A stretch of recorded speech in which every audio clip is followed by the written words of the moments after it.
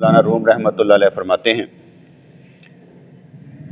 عوام کے علم کی حالت ایسی ہی ہوتی ہے، لیکن انسان کو کوشش کرنی چاہیے کہ اپنے اندر وہ صلاحیت پیدا کرے جس کے ذریعے چیزوں کی حقیقت معلوم ہو سکے۔ کوشش، صلاحیت،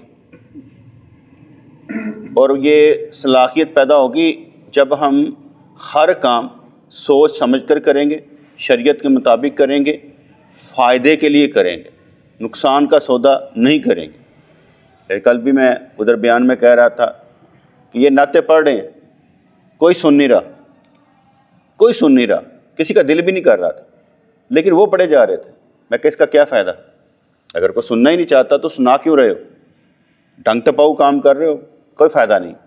عمل وہ کریں جس سے اسلام کو فائدہ ہو، مسلمان کو فائدہ ہو، اس کا دل کرے کہ ہاں یار مجھے کچھ چیز ہوئی ہے حاصل۔ پھر سمجھایا کہ نعتیں سن کر رونا نہیں، بدلنا ہے۔ تم نعتیں سن کر روتے ہو، بدلتے نہیں، یہ معاملہ بھی تمہارا غلط ہے۔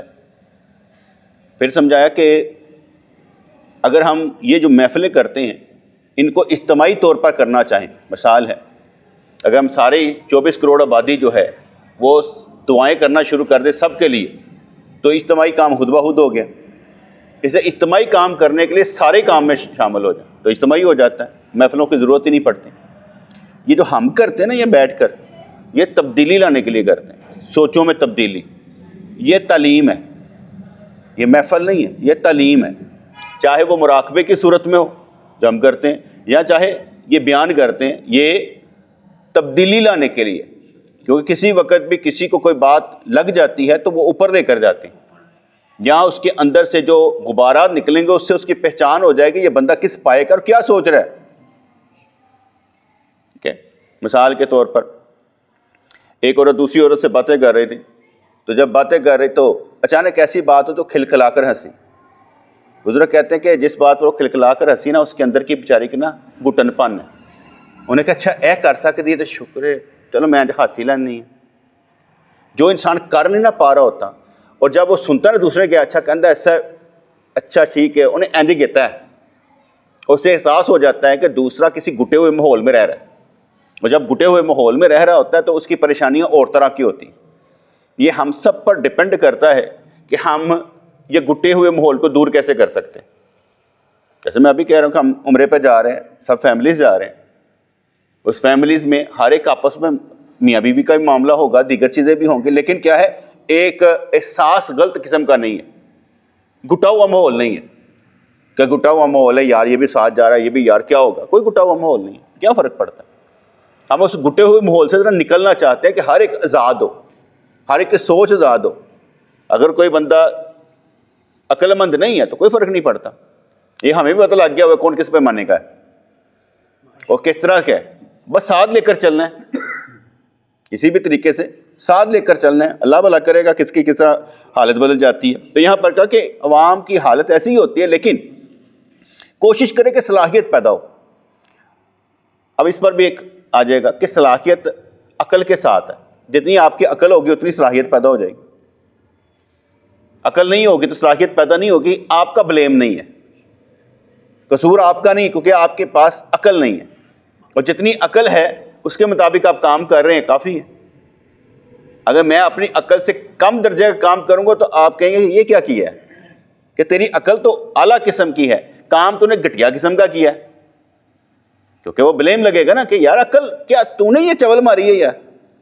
اس لیے جو بندہ اوپر والے درجے کا وہ نیچے والا کام نہیں کر سکتا، جو نیچے والے وہ اوپر والے درجے کا کام کرے تو حیرت ہوتی ہے کہ یار اس کے اندر تبدیلی کیسے آ رہی ہے۔ آہستہ آہستہ تبدیلی آ ہی جاتی ہے، لیکن کوشش کرے صلاحیت پیدا کرے، اور یہ بھی اللہ کی توفیق سے غور و فکر کر کے مانگتا رہے، یا اللہ مجھے صلاحیت دے، کوشش میں کرنے لگا ہوں میرے اندر یہ صلاحیت پیدا ہو جائے۔ جیسے میں اکثر کہا کرتا ہوں کہ ہم خاک ہیں اور دل کرتا ہے یہ خاک جو مٹی ہے اس کا ذرہ ذرہ اللہ کا ذکر کرے، اپنے اندر ہم اتنا ذکر کریں کہ وہ ہمارے ذرے ذرے میں رچ بس جائے اور ہم سے اللہ اللہ ہی نکلتی رہے، ہر معاملے میں قرآن و سنت ہی نکلتا رہے۔ تو کامل لوگ ماہیتوں ان کے راز سے بھی واقف ہوتے ہیں جو کہ حقیقت الہیہ ہے، اللہ کی ذات اور اس کی صفات عقل اور سمجھ سے دور تر ہیں، پھر بھی کامل اولیاء ان سے واقف ہوتے ہیں کہ اللہ چاہتا کیا ہے، اللہ کی ڈیمانڈ کیا ہے۔ اچھا، نماز کے وقت میں اذان ہوئی تو اللہ کی ڈیمانڈ کیا ہے؟ روزے آ گئے تو اللہ کی ڈیمانڈ کیا ہے؟ پیسہ آ گیا تو اللہ کی ڈیمانڈ کیا ہے؟ تو یہ تو ہمیں سمجھ آ جاتی ہے نا کہ یار اللہ کی اب ڈیمانڈ کیا ہے۔ اگر فرض کرو آپ شادی شدہ ہیں، بچے پیدا ہو گئے، تو اب بچوں کی ڈیوٹی تو نہیں دینی ہے، تو ان کی بھی تو شادیاں کرنی ہے نا، تو آپ کو سمجھ نہیں آئے کہ اب یہ شادی کے قابل ہو گیا، اس کی شادی کرنی ہے، آپ کو سب سمجھ آئے کہ کرنا کیا ہے، اس کے بعد بدلنا کیسے ہے، کیا اس قابل ہو چکا ہے، بوجھ اٹھائے گا تو اسے بوجھ اٹھانے والا بنائیں گے۔ اور یہ سارے کام ہم نے اپنی عقل کے ساتھ کرنے ہیں اور اس کو عقل دے کر کرنے۔ تو وہ کامل لوگ جب کہ ذات و صفات احدیت کا علم حاصل کر لیتے ہیں تو کائنات کی ذات و صفات پر کیسے مخفی رہ سکتی ہے؟ پھر فرمانے لگے کہ جنگ بدر میں حضور علیہ السلام نے ایک مٹھی مٹی دشمنوں کو پھینکی، جس کی وجہ سے وہ اندھے اور شکست خوردہ ہو گئے۔ مٹی لی، پھینکی، جیسے وہ ہجرت کرتے وقت بھی حضور نے مٹی لی، دم کیا اور پھینک دی، اور سب کے سروں پر کھیپ پڑ گئی اور وہ اندر سے ہی نکلتے چلے گئے۔ اور شیطان نے آ کر کہا کدھر؟ اندر ہی ہے۔ کہتا وہ تو سرا چ کھیپ آ کے بھی نکل گیا۔ کہتا ہے ہمیں تو نظر نہیں آیا۔ کہتا وہ دم کر کے نکل گیا، سر چاڑو۔ جب سر جاڑے تو مٹی نکلی، اندر جا کر دیکھا تو حضرت علی رضی اللہ تعالیٰ وہ غائب تھے۔ اس لحاظ سے جنگ بدر میں حضور علیہ السلام ایک مٹھی مٹی دشمنوں پر پھینکی، جس کے وجہ سے وہ اندھے اور شکست خوردہ ہو گئے۔ حضور علیہ السلام نے اپنے ہاتھ سے وہ مٹی پھینکی تو پھینکنے کی نسبت حضور کی طرف گئی، اور چونکہ اس پھینکنے نے وہ کام کیا جو حضور کا ذاتی نہ تھا، اس سے پھینکنے کی حضور سے نفی کر دی گئی۔ انبیاء کے بارے میں جو فرمایا گیا ہے وہ اولیاء پر بھی صادق ہے۔ اللہ تعالیٰ نے یہی کہا نا، وَمَا رَمَيْتَ إِذْ رَمَيْتَ وَلَكِنَّ اللَّهَ رَمَى، وَمَا رَمَيْتَ إِذْ رَمَى وَلَكِنَّ اللَّهَ رَمَى، کہ تجھی مٹی نہیں پھینکی، ایسی چھٹی ہے، چھٹی کتنے نبی نے، جو ہویا انہوں نے ذاتی نہیں سی، جو ہویا اللہ والوں سی۔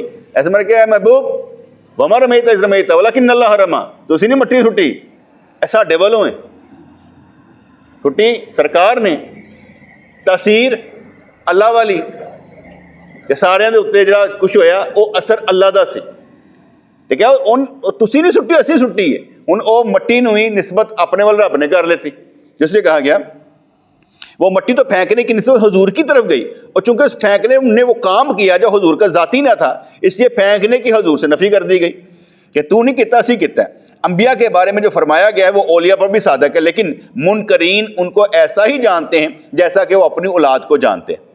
پھر فرمایا گیا ہے کہ اولیاء میرے دامن میں چھپے ہوئے ہیں اور ان کو میرے سوا کوئی نہیں جانتا، کیونکہ جاننا اور نہ جاننا دو حیثیتوں سے ہیں، لہذا دونوں باتیں درست ہیں۔ حضرت نوح علیہ السلام کو تیرا جاننا اور نہ جاننا بھی اسی اعتبار سے سمجھ لیں، جتنا آپ جانتے ہیں اس سے زیادہ اللہ جانتا ہے۔ جتنا ہم جانتے ہیں ہر ایک کے بارے میں کیا ہوگا، کچھ تو گائیڈ ہم کر لیتے ہیں نا، کچھ گائیڈ ہم کر لیتے ہیں بندے کو دیکھ کر، یہ بندہ جو ہے اس نے یہ کام کیا ہوگا کہ نہیں کیا ہوگا، تو اتنا تو پتہ چل جائے گا نا۔ اتنے ہم آپس میں ملتے جلتے ہیں تو کوئی بندہ آگے کہے اس نے یہ کیا ہے تو بندہ گیس کر سکتا ہے۔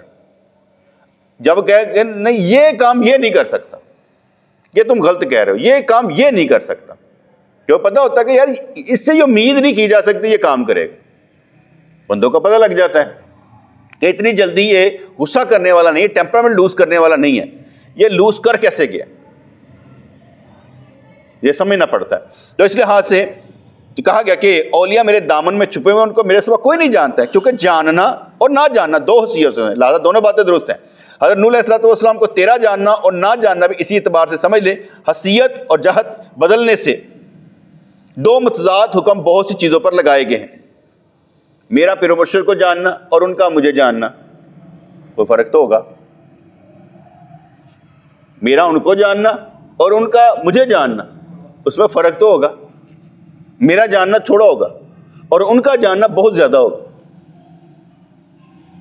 ان کا جاننا بہت زیادہ ہوگا، میرا جاننا تھوڑا ہوگا اور ان کا جاننا بہت زیادہ ہوگا کہ یہ کیا کیا کر سکتا ہے۔ جب ہم اپنے پیر مرشد کے پاس ہوتے تھے نا تو آپ نے فرمانا کرنا محمد رضوان آپ بہت کام کر سکتے ہو، آپ بہت کام کر سکتے ہیں. ہم لوگ کیونکہ ایک جماعت اس ایک ڈھنگ کی نہیں نا ہے, ایک مشن کی نہیں ہے, ہر ایک الگ الگ معاملات ہیں, ٹھیک ہے, سارے اس سے ایک کیا کہتے ہیں سوچو کے نہیں, ٹھیک ہے, سوچو کے. مثال کے طور میں سب کو کہا کہ یار یہ ایک پیج پر آپ نے جانا ہے اور ان پر آپ نے ایموجی یہ لگانے ہیں, ٹھیک ہے. میں نے دیکھا کوئی جا رہا ہے کوئی نہیں جا رہا, لیکن میں نے سیدھا کہا تھا روزانہ جانا ہے اور ان پر جا کر ٹیگ کرنا ہے تاکہ ان کو پتہ لگے. اب ایک بندہ آ کر وہاں کہنے لگا, کہتا لگتا ہے اس جگہ پر مسخرے زیادہ ہیں, ہنسنے کے ایموجی زیادہ لگ رہے ہیں. ہم نے کہا ہاں اس طرح ہی لگتا ہے نا, جب آپ کسی پر ہنس رہے ہوتے ہیں تو وہاں پر بھی تو آپ کو محسوس کرنا چاہیے اگلا کیا کہے گا. تو آپ بھی مسخرے ہی ہوئے نا, ابھی یہی کام کرتے ہیں. ہم نے تو آپ کی پالیسی اختیار کی ہے نا تاکہ آپ کو اندازہ ہو کہ ہم نے کرنا کیا آپ کے ساتھ. آپ کا طریقہ واردات آپ پر ہی الٹا دینا تاکہ آپ کو اندازہ ہو جائے گا کہ ہم کون ہیں. جھوٹم جھوٹ زندگی ہے, کھیل وہی کھیلو جو اگلا جس طریقے سے کھیلتا ہے. جیسے پوچھا گیا کہ جب لونڈیاں پکڑی جاتی ہیں تو ان سے صحبت اسی وقت جائز ہو جاتی ہے, کیا طریقہ کار ہوتا ہے؟ تو کیا نکاح وغیرہ نہیں ہوتا؟ کہا نہیں, قانون یہی تھا کہ کافر لوگ نکاح نہیں کرتے تھے, کافر لوگ نکاح نہیں کرتے تھے, ان کا اصول ہی رکھا گیا. ہم کیوں ان کو اہمیت دیں, ہم کیوں ان کو اہمیت دیں؟ ان کو بھی وہی سزا ملے گی جو ہمارے لیے روا رکھتے ہیں. تو سمجھ آئے کہ نہیں ہے؟ یہ ان کے لیے بھی وہی اصول جو ان کے لیے. دوسری بات یہ ہے کہ نکاح کی کون سی صورت ہے؟ جب لونڈی پکڑی گئی پتہ لگ گئی ہے اس کا ہے, مال ہی اس کا ہے, ایک بات ہو گئی. دوسری بات گواہ پڑ گئے نا, پتہ لگ گئی یہ اس کی ہے. دوسری بات اس نے اس کا خرچہ برداشت کرنا ہے, حق مہر دینے کی ضرورت ہی کوئی نہیں. تیسری بات نکاح نخون سے نکلا جس کا مطلب ہی صحبت کرنا ہوتا ہے. جیسے یہ کچھ لوگ ہوتے ہیں نا حلالہ کروانے والے, یہ ارینج حلالہ جائز ہی نہیں ہے, ارینج حلالہ جائز ہی نہیں ہے, یہ سب فراڈ ہے, حکم کے خلاف ہے. جتنی مرضی باتیں کر لیں یہ ارینج حلالہ ہے ہی حرام, ٹھیک ہے. اس لحاظ سے جو ارینج حلالے میں بھی صحبت لازمی ہے, کیونکہ وہ صحبت کر کے طلاق دے گا, کیونکہ نکاح کا مطلب ہی صحبت کرنا ہے. اگر وہ صحبت نہیں کرے گا, نہیں میرا بھرا ہے میں نہیں کرتا, بھائی سزا ہے, نکاح کیا ہے, صرف لفظی کاروائی کی ہے, تو اس سے تو حل نکلا ہی نہیں. اور پھر اپنی مرضی سے طلاق دے تو پہلے ارینج ہے. اچھا بھائی رات تو بعد میں چھڑ دیں, بٹ نان سینس یار, کنجری ہے, طوائف ہے, یا متا کر رہے ہو, کیا کر رہے ہو؟ ہمیں عقل نہیں نا ہے. پھر عوام جس طرح کی اس کو اس طرح سمجھاؤ. اگر عوام جس طرح کی اس طرح نہیں سمجھاؤ گے انہوں نے دماغ ہی جائے گا کی کہہ رہے ہو. اس طرح بھی ہوتا ہے جس طرح ہم کہیں کہ بھائی حنفی شافعی مالکی حنبلی یہ چاروں قرآن و سنت پر کہنے کہ کس طرح تو کہ ہم نے عوام کو سمجھایا ہی نہیں ہے. جیسے ہی انجینئر ٹیپ لوگوں نے کہا یہ دیکھیں جی حدیثیں ہیں, یہ مشاجرت صحابہ کے نام سے انہوں نے چھپائی ہوئی ہیں. چھپائی تو نہیں ہوئی, کتابوں میں موجود ہیں. چھپانے تو وہ ہوتا ہم نے کاٹ دی ہوں, وہ موجود ہیں, لیکن ہم نے عوام کو سکھایا نہیں تھا, اس نے اس کا بھرپور فائدہ اٹھایا. دشمن ہمیشہ آپ کی کمزوریوں سے فائدہ اٹھائے گا. آپ نے کمزوریاں پیدا نہیں ہونے دینی, جنگ میں کمزوریاں پیدا نہیں ہونے دینی. ان کو اندازہ ہو کہ ہم یہ کلیور آدمی ہیں, حکمت سے کام کرتے ہیں, دنائی سے کام کرتے ہیں, اور جیتنا بھی ہم نے. وہ اپنے کیا کہتے ہیں کھڈوں میں چھپ جائیں. کام ایسے ہونا چاہیے. تو ویسے میں نے بات کی کہ ہر ایک بندہ اس طرح کی بات کو نہیں سمجھتا کہ میرا ٹیگ کرنے کا مقصد کیا ہے, میرا بات کرنے کا مقصد کیا ہے, کہ ہم نے کہاں پر جا کے کیا ٹیگ کرنا. اس کا میں سمجھتا ہوں کہ ہم کیا کر رہے ہیں اور کتنی خطرناک معاملات میں ہم پھنس کر سمجھا رہے ہیں کیسے کیا جائے. تو یہاں پر انہوں نے کہا کہ چونکہ جاننا اور نہ جاننا دو چیزوں سے, لہٰذا دونوں باتیں درست ہیں. حضرت نوح علیہ السلام کو تیرا جاننا اور نہ جاننا بھی اسی اعتبار سے سمجھ لیں. حیثیت اور جہت بدلنے سے دو متضاد حکم بہت سی چیزوں پر لگائے گئے. کسی کی فنا اور بقا کا مسئلہ بھی اسی نوعیت کا ہے کہ مختلف حیثیت اس کو فانی اور باقی کہا جاتا ہے. فنا جیسے اگر کہتے ہیں کہ آپ نماز پڑھنے والے ہیں, آپ کی نماز چھوٹ جائے تو آپ کو تکلیف شدت کی شروع ہو جائے, یہ آپ کی فنائیت کی محبت کی دلیل ہے کہ آپ نماز چھوڑنے والے نہیں ہیں تو آپ کی نماز چھوٹ جائے تو آپ کو محسوس ہو. آپ مسواک کرنے والے لوگوں میں سے ہیں, آپ کی مسواک چھوٹ جائے تو کہا یار مسواک نہیں کر سکا. یہ فنائیت کی ہوتی. بقا کا مسئلہ کیا ہوگا؟ جب وہ فنائیت کے مقام پر ہیں اور جب آپ اس سائڈ پر آ جائیں گے پھر آپ اس کے ساتھ بقا پا جائیں گے, رہ نہیں پائیں گے, اسی کو اختیار کیے بغیر رہ نہیں سکیں گے. فنائیت بھی ہے اور بقا بھی ہے. تو کسی کی فنا اور بقا کا مسئلہ بھی اسی نوعیت کا ہے کہ مختلف حیثیتوں سے اس کو فانی اور باقی کہا جاتا ہے. یعنی اگر وہ موجود ہے تو اپنی ذات کے اعتبار سے نہیں ہے, بلکہ وہ تو اپنی ذات کے اعتبار سے فانی ہے. اگر ہم پر غلبہ محبت الہی کا ہے تو ہم بشر, محبت الہی کا غلبہ ہے تو حقیقت میں ہم فنا ہیں, ہم کچھ نہیں ہیں, ہم پر کچھ اور آ گیا ہے. میں ایک مثال سمجھاتا ہوں, مطلب کہ شاید سمجھ آ جائے. اور میرا ایک دوست ہے, فوت ہو گیا ہوا ہے, تو اسے نا یہ سٹارز کا بڑا پتہ ہوتا تھا, یہ لیو اسکارپین وغیرہ جو ہوتے ہیں نا. تو میں اس سے ملا, کہ السلام علیکم, کیسے ہو, ٹھیک ہو سر؟ بس سنجیدہ طبیعت. کہتا ہے یار تو لیو کا ہے, تہاڈے نال دے نا خوشباش لوگ ہوندے نے جے کر کے گلے ملتے ہیں کھلم کھلا, وہ انج نہیں ملتے جس طرح تو سنجیدہ کر کے ملدا پیا. اے تو نا اڈاپٹ کیتا, تو ہے نہیں, تو ہے نہیں, تو اڈاپٹ کیتا ہے, تو اپنے آپ بدلے ہے. اچھا میں نے بڑا غور و فکر کیا, اس کا جو کہنا تھا وہ بالکل ٹھیک تھا کہ ہم لوگ جو ہے نا ہنسنے کھیلنے والے, محبت کرنے والے, ہم لوگ ان میں سے نہیں ہوتے کہ جو کیا کہتے ہیں بڑے سنجیدہ قسم کے لوگ ہوں. نہیں, ہم ان میں سے نہیں ہوتے. اور وہ جڑے ہوتے ہیں شیراں وانگوں کام کر کے نا آرام نال ستے رہندے نے, کہندے ہاں ٹھیک ہے اج نہیں کھانا سی کل پھر دیکھاں گے. ٹھیک ہے, طریقہ واردات انہوں کا یہو جہا ہوتا ہے. اچھا وہ چھوڑو اوپر. کسی کی فنا اور بقا کا مسئلہ بھی اسی نوعیت کا ہے کہ مختلف حیثیتوں اس کو فانی اور باقی کہا جاتا ہے. یعنی اگر وہ موجود ہے تو اپنی ذات کے اعتبار سے نہیں ہے, بلکہ وہ اپنی ذات کے اعتبار سے فانی ہے, لیکن اسے بقا باللہ حاصل ہے. دن میں سورج کے سامنے شمع روشن کرو تو اس پر متضاد حکم لگ سکتے ہیں. اور سورج سامنے شمع روشن کی تھی, پاگل ہے. کیونکہ آفتاب کی روشنی کے سامنے اس شمع کی روشنی ماند پڑ گئی ہے تو کہہ سکتے ہیں کہ وہ روشن نہیں ہے. اور اس حیثیت سے اگر اس کی لو پر روئی رکھ دو تو وہ جج جائے گی. تم کہہ سکتے ہو کہ شمع روشن ہے. کیا سمجھ آئی کہ سورج کی روشنی میں شمع روشن کی گئی, کہتے روشنی نہیں گی, لیکن اگر اس پر روئی رکھیں گے تو جلے گی, کہتے نہیں روشن ہے.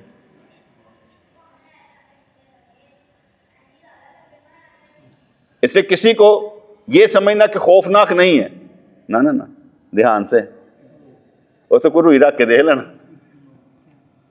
آگے نہ لگ جائے, دھیان رکھنا ہے. اگر 200 من شہد میں ایک سیر سرکہ ملا دو تو کہہ سکتے ہیں سرکہ معدوم ہے, نہیں نظر آ رہا, کیونکہ چکھنے میں اس کا مزہ نہیں آتا. اور یہ بھی کہہ سکتے سرکہ موجود ہے کہ وزن کریں گے تو معلوم ہو جائے گا کہ 2 من 2 سیر ہیں. ہرن جب شیر کے سامنے بے ہوش ہو گیا تو وہ بھی فانی بھی ہے اور باقی بھی ہے تو بے ہوش لیکن فانی بھی ہے اور باقی بھی ہے. فنا و مقام میں یہ مثالیں جو دی گئی ہیں وہ حضرت حق کے شان نہیں ہیں, لیکن اس کا بیان کرنا عشق و محبت کے جوش میں ہوا ہے. کتنی موٹی موٹی باتیں سمجھ چاہتی ہیں اتوں لنگ جاتی ہیں. اس طرح کا درس دینا ہو نا تو کہانیاں والا درس مجھے چنگا لگتا ہے. کہانیاں والا ہوتا ہے نا, اگلا بندہ کہانی سن کے سمجھ لینا اچھا ہے گل مطلب ہے. جب یہ پورشن آتے ہیں نا, یہ بڑیاں گتلیاں سلجھانے والے, اور جو بندے بیٹھے ہوں یا میرے سمیت وہ اس پائے کے نہ ہوں, اس پائے کا نہ ہو تو سمجھیں گے کیسے؟ وہ تو ہو ہی نہیں سکتا. اس لیے مشکل ہو جاتی ہے سمجھنا اور سمجھانا. کہ میں مثال کے مثالیں ختم ہو جاتی ہیں.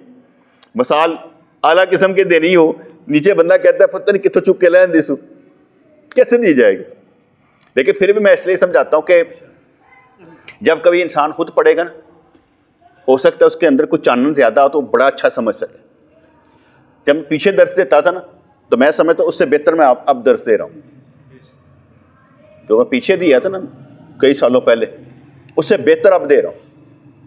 بہت سی چیزیں نہیں ہیں کیونکہ تجربہ ہو گیا نا, اور ہو سکتا ہے کہ اگلے سالوں میں مزید نکھار پیدا ہو جائے تو کام بن جائے انشاءاللہ. باقی کہانی تو صرف اینی ہے, جا تینوں معاف کیتا. کی کہتا ہے چل جا اینج کریدا ہوندا ہے بس کہانی اینی کوئی ربنا تقبل منا انك انت السميع العليم وتب علينا انك انت التواب الرحيم آمين برحمتك يا ارحم الراحمين.